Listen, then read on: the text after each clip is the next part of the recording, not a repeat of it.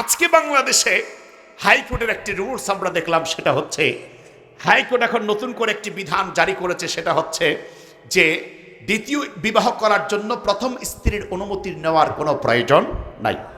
তার মানে হচ্ছে দ্বিতীয় স্ত্রী গ্রহণ করার জন্য প্রথম স্ত্রীর অনুমতি নেওয়ার কোনো প্রয়োজন নাই।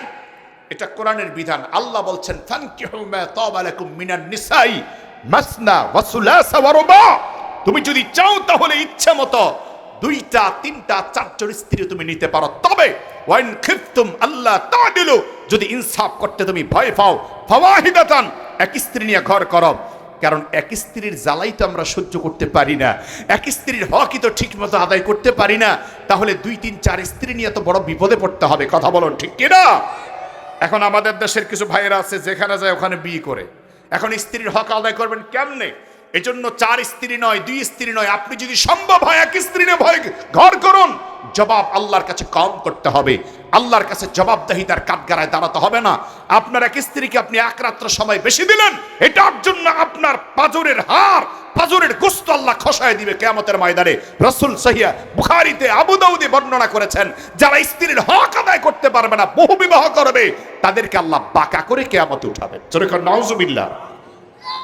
আমি বলি এটা তো শরীয়তের বিধান, যে শরীয়তের বিধান হচ্ছে যে আপনি এক স্ত্রীর পরে আরেক স্ত্রী, আরেক স্ত্রীর পরে আরেক স্ত্রী নিতে পারবেন, কিন্তু হক আদায় করতে হবে সমানভাবে। কিন্তু আমাদের দেশে অনেক সময় প্রথম স্ত্রীকে ছেড়ে দ্বিতীয় স্ত্রীকে, যখন নাকি আমার ভাইয়েরা যখন নাকি দ্বিতীয় স্ত্রীকে নিয়ে নেয়, তখন দেখা যায় প্রথম স্ত্রীর আর কোনো খবর লয় না।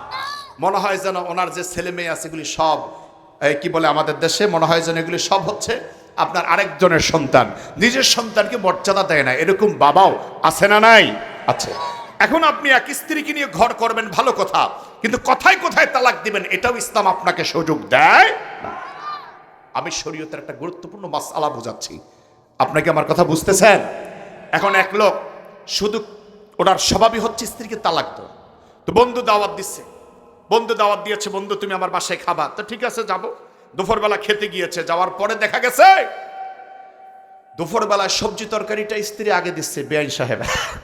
বেআইন সাহেবের সবজি তরকারি দেখে ঘরওয়ালা বাড়িওয়ালা সাহেবের মেজাজ গরম হয়ে গেছে। একটু আস্তে আস্তে আবার ভাইয়েরা মেজাজ গরম হয়ে জিজ্ঞেস করে, কিরে ফেতনি, তুই আমার বন্ধুর দাওয়াত দিয়ে ঘরে আনলাম আর তুই আমার বন্ধুকে অপমান করলি, আমার বন্ধুকে পুরা